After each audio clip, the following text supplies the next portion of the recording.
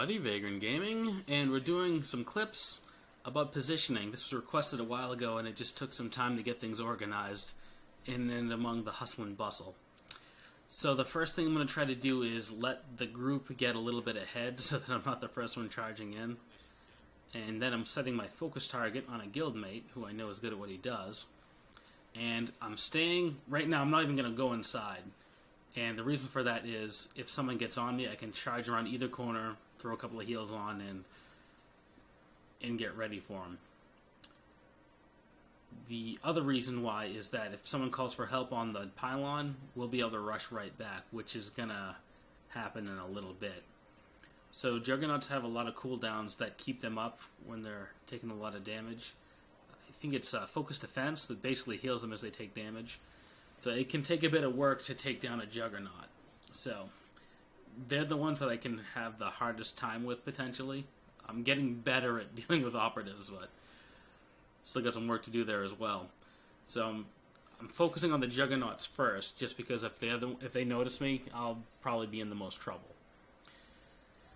So those ones are down, and now we're going to switch to... I think I'm just using the focus fire feature. My partner was on Grimax, so I was going after him as well. And yeah, we're just going to stay close to this, close to the exit. Now, in case something happens and you have to push in, what I'll typically do is either run to the left or the right.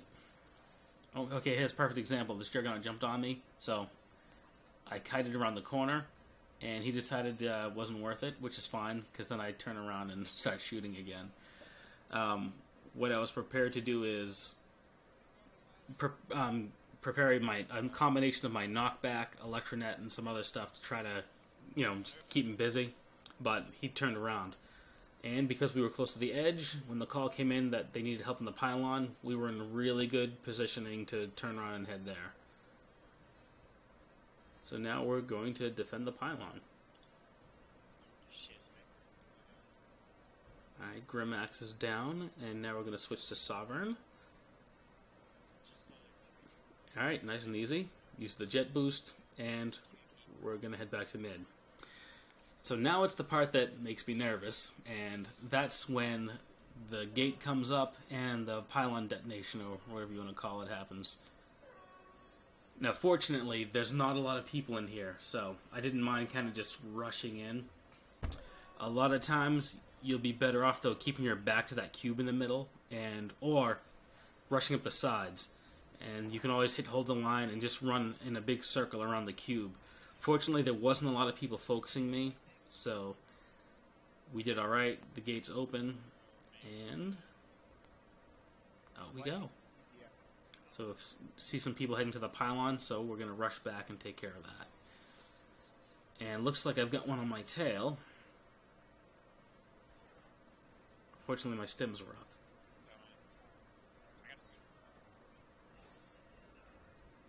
Alright. So I'm white barred, and yeah, we've got some backup, so we should be okay. So for positioning out here, you can always use some of these pillars as cover, but there wasn't a lot of people on me, so I wasn't that concerned. I just kind of ran free. And I wanted to try to keep all of them in view, in addition to keeping the pylon in view. That way, if someone tries to cap, just in case no one notices it, I'd be in position to try to prevent them from getting it. So it looks like we've got this under control. Death from above got interrupted. Power tech's down. And now we're going to get on those Juggernauts.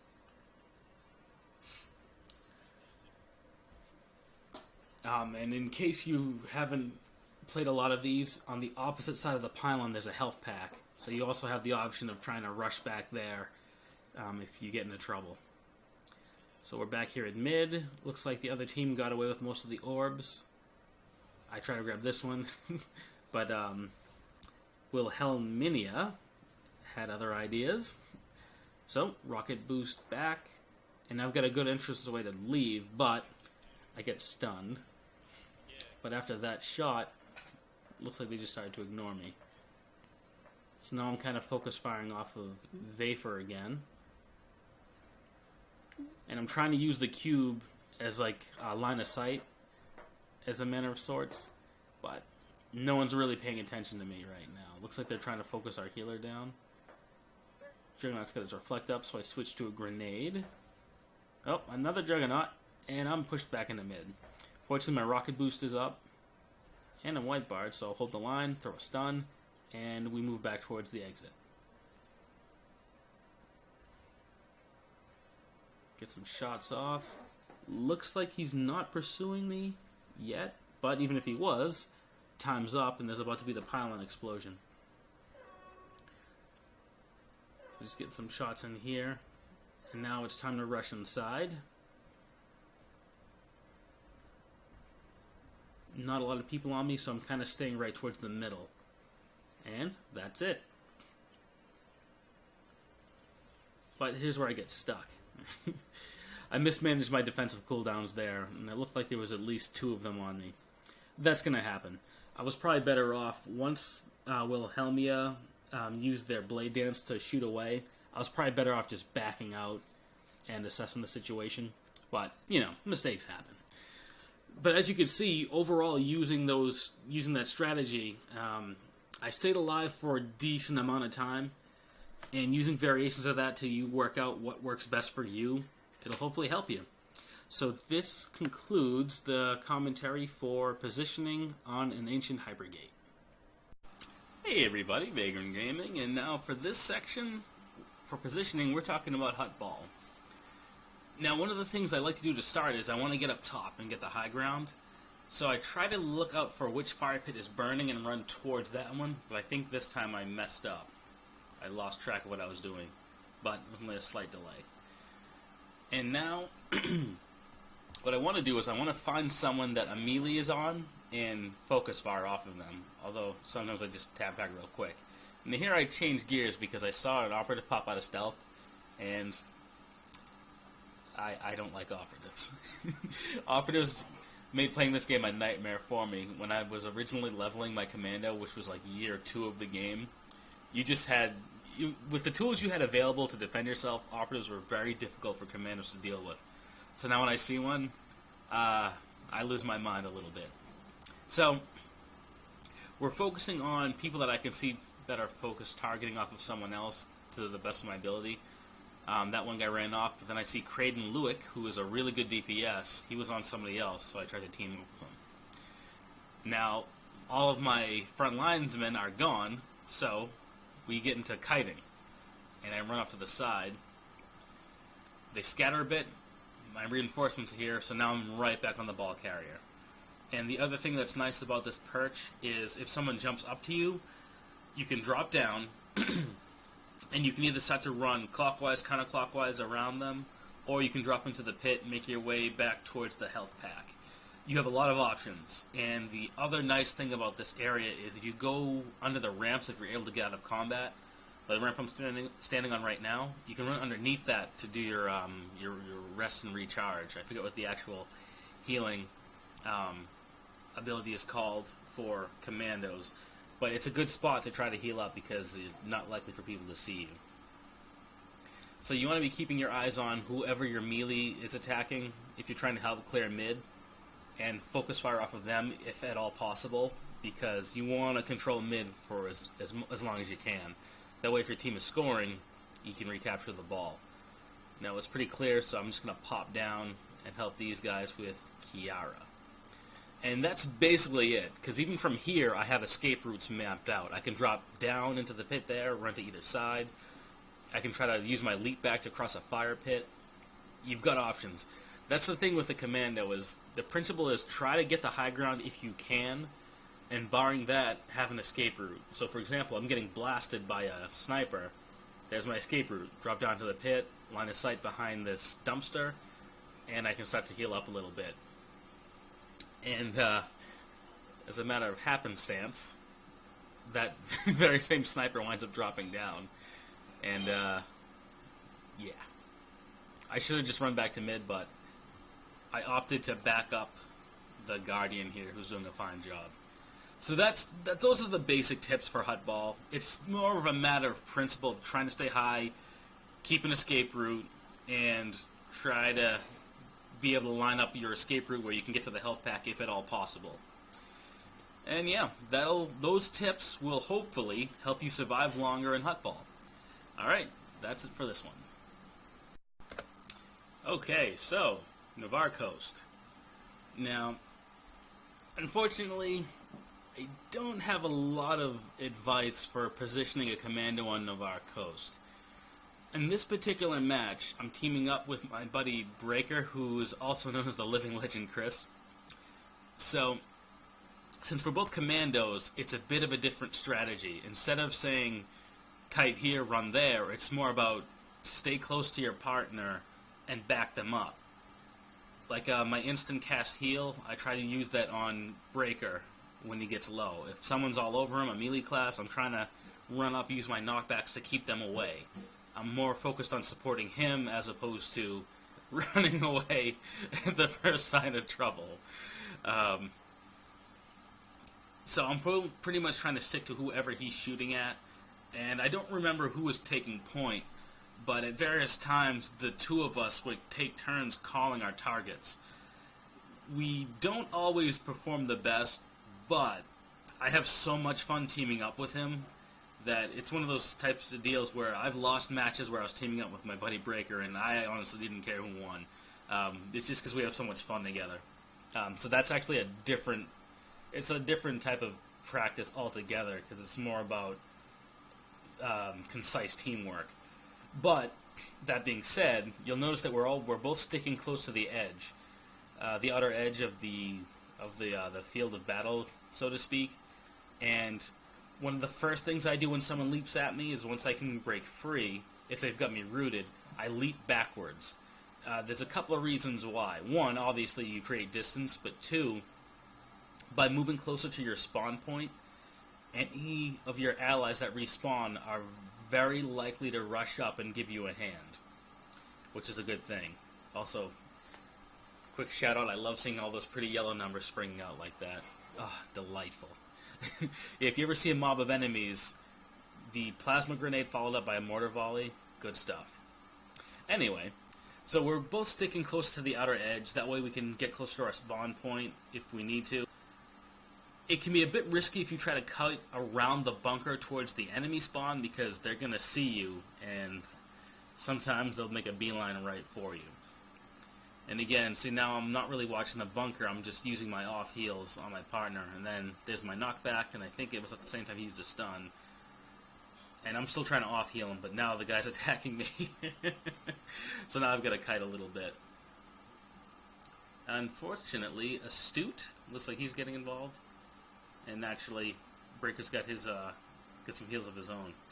So this guy might actually think that I'm a healer because I was pretty much throwing everything I had. So we're basically, instead of him just running up and tunneling my friend, now he's trying to figure out which of us is more important to get rid of. And he just got frustrated and took off, which is fine with me because now we can do our jobs. But on the downside, this was a match where I'm paying more attention to Breaker than I am to the bunker. So I wasn't really watching that carefully for when people were trying to cap. But, you know, what are you going to do, right? So, I was a little bit too close, so there I leapt backwards, and now I'm going to try to back up my man again. So whatever heals I have, I'm using. And there's the knockback, there's the stun. Unfortunately, they got him, and now I'm done as well. But overall, we together survived a lot longer than we would have as individuals because we were backing each other up. So if at any point in time you can find a partner, whatever normal strategies you have as far as your positioning, you might need to tweak them a little bit to stay close to your partner. But, you know, case-by-case basis.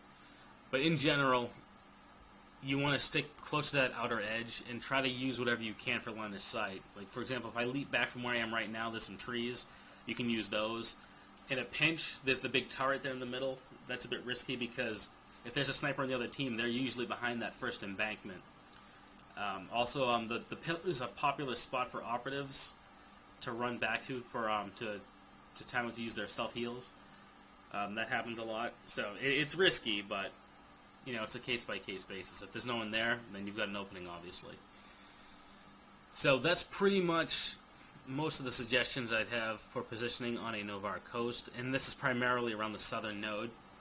If you're at the western node, you've actually got a little bit more flack as far as where you run the kite, because it's not like the enemy spawn point is that close. They're pretty far away, and that gives you a bit more room.